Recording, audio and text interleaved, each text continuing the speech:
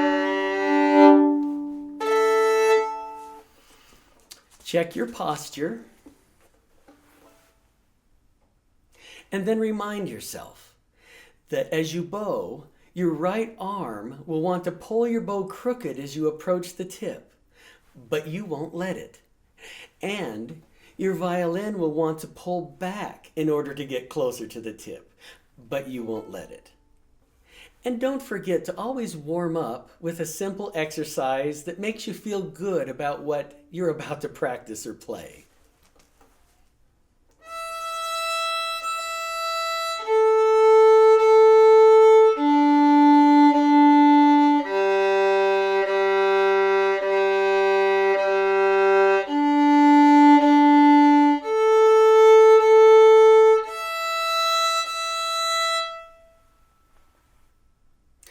And at this point, you should be able to play first song quite well, if not perfectly from memory, and pass it off with most teachers.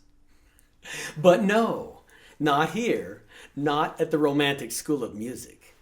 And this is why so many violinists fail and become disappointed later on. Because right now is the time for each student to ask themselves, no matter how perfectly I can play first song, why would an audience pay to attend my performance of first song? And no matter what you might think right now, this is a serious question. And the time to ask it is right now, before your first performance. You see, most violinists practice and play for years before ever asking themselves this question, and that's why they fail. Because learning this skill is just as important as learning how to draw a straight bow or play in tune. But all I'm doing is playing 3 open strings, you might say. I'm not even putting my fingers down. Well, this may be true. Yet, haven't you ever noticed how far some contestants have gotten on America's Got Talent just by using pity? Everything plays a part in determining your success on stage. Yet best of all are those contestants who follow the advice of Simon Cowell and give performances that are remembered. Never shortchange yourself, and never give an ordinary performance. Everyone who is willing to play the violin is to be commended, and each of us has something special to offer an audience. Find it, practice it, and use it to succeed.